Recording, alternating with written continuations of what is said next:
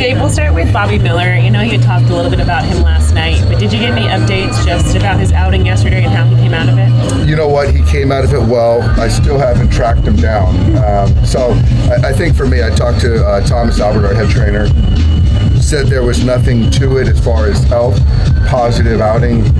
So for me, I think it's just, I'm going to leave it at that and feel like it was a win yesterday. Amazing. And then another young starting pitcher, Gavin Stone. How impressive has he been as of late? And how have you seen him really evolve into being a top pitcher with this team and also just throughout this league? You know, it's fun to watch him grow, mature.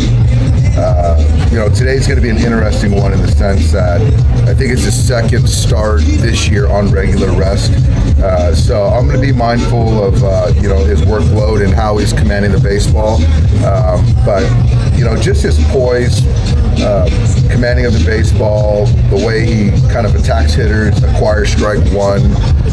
You know, he's just built that trust with everyone that when he takes the mound, you expect to win.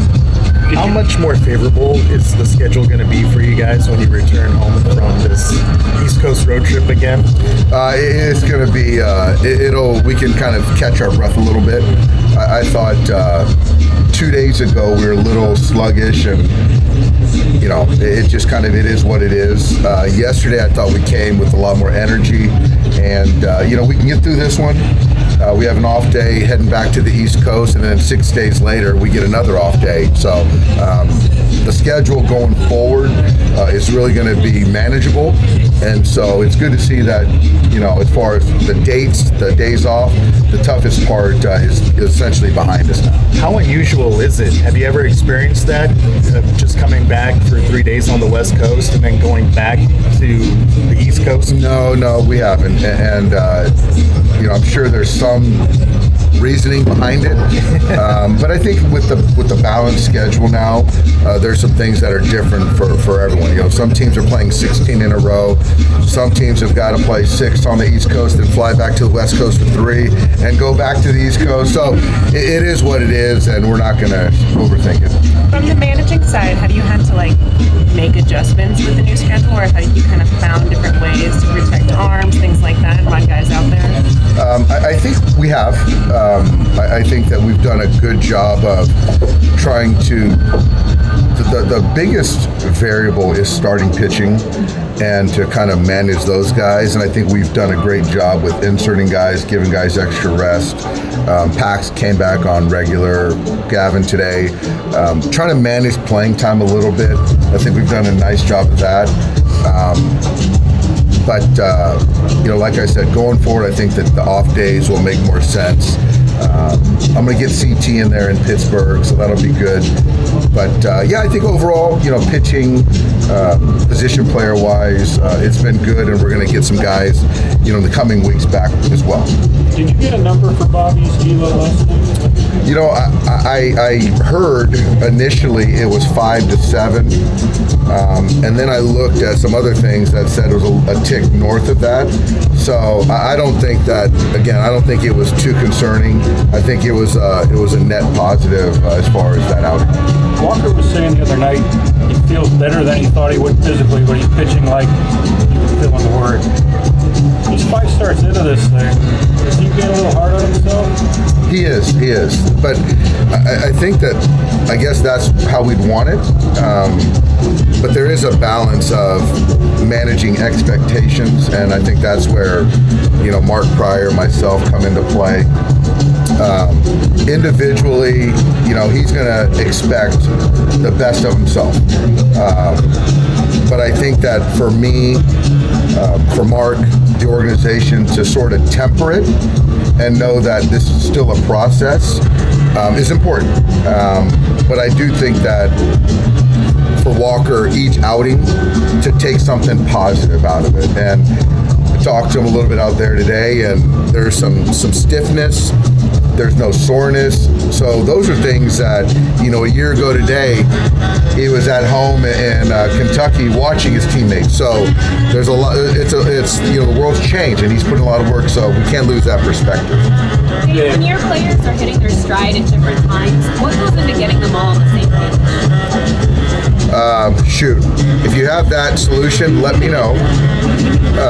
Because even right now, there's a few guys that are still searching.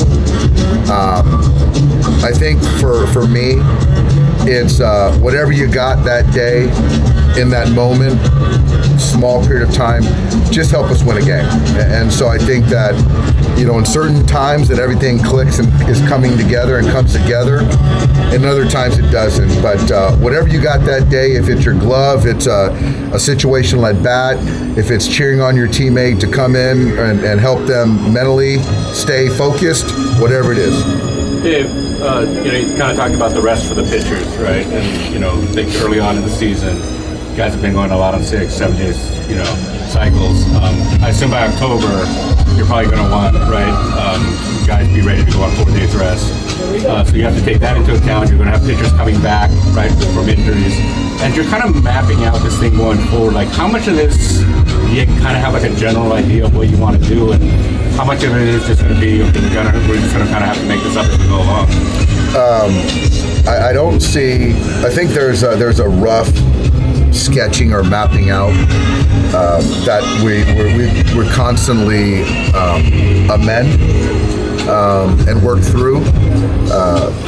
I think, sitting here, I think a priority is to make sure Yoshi stays on his sort of extra rest. So I don't see that changing even through October. I think Tyler's a guy at some point that you got to get him a handful of regulars, which certainly is down the road this season. And I do think that, as guys come back, we're going to have to read and react.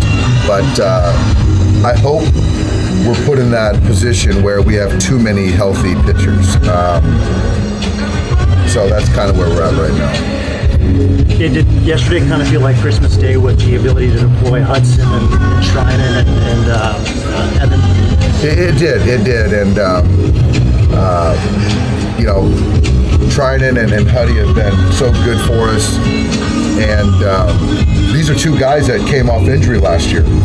And so to kind of have them come back and be inserted into their normal roles and thrive has been great. To have Evan back and what he was doing, what he did last night, certainly makes you feel good about the back end of the game. And also to have now Alex alive today, ready in a big spot, and those other 3 guys available. So in any leverage, I feel good to win a baseball game. And yeah, it was a big add yesterday. With last night, you said you wanted to get him like a handful of regulars. Do you have like a number in mind? I don't think there is. It's not exact science. Yeah. I think that stuff will sort of happen, call it in August, where the schedule lines up. But I think right now, Tyler's still going to throw more than he's thrown in quite some time. And I think that goes for all of our pitchers. So to give them an extra day here or there for the first 4 months of the season isn't a bad thing. But the exercise of going on regular for, a couple guys makes sense. Absolutely. Who else do you see in that group that could maybe go on 4 days rest in October? We'll see. We'll see. I mean, Bobby's physical, and we'll see. But we'll see. Again, I mean, there's just so much that's going to happen from now till then, and I hate to get too far ahead of things. What was the plan with Ohtani out there in terms of number of throws and how far out? I hope he's beyond 60 feet. I keep hearing 60 feet, but hopefully today was 90 feet because the arm stroke looks really good. He's recovering really well. So I don't know how many throws he had. I think there was like a start, a set, sit, and then kind of go back and do it again. But I trust the rehab process, but hopefully we keep moving forward. What does it mean to you to get to participate in another Lou Gehrig Day? It's great. You know, Lou Gehrig, obviously, you know, with what he went through, clearly has brought a lot of awareness. And so for Major League Baseball to dedicate this day to Lou Gehrig Day, ALS, it is great. And I think that's one of those things that we have a platform and opportunity to bring awareness for people that are affected with ALS. And it's not just the patient, it's the friends and the family. So this is a really hopeful and very, very, it's a good day. Get any good birthday presents? I got a cool jacket. I got a nice photo, and I had a nice little breakfast. I didn't get a birthday win, but that's all right. Get Maybe birthday next wine? year. Yeah, I gave myself a birthday wine. Yeah, a Bordeaux. Yeah. What was it? It was Chateau Ponette. Yeah, it was a 2000, so it had some age on it. Oh. So I think it's a second growth. How was that drinking? A lot of gas in the tank still left, so it's got another 20 years left. Okay. But it was good. You think you opened it a little early then? I got 5 more. Dick, no Porsche for Ohtani? What's that? No Porsche for Ohtani? No Porsche, yeah. So I don't know if it's en route, but actually, you know what? Shohei gave me a great gift. Shohei and Mamiko got me a bottle of whiskey, Japanese whiskey. I don't know the name of it. Great packaging with a red velvet cap, you know, on the top, and an amazing box of chocolates. I think there was like a dozen chocolates, and they were like square but really thin. And I got a gift from Shohei. Do you think that's him or do you think that's her? Her. But he did say it. He didn't try to take credit for it, which is good. Thank you, Dave. All right, guys, thank you.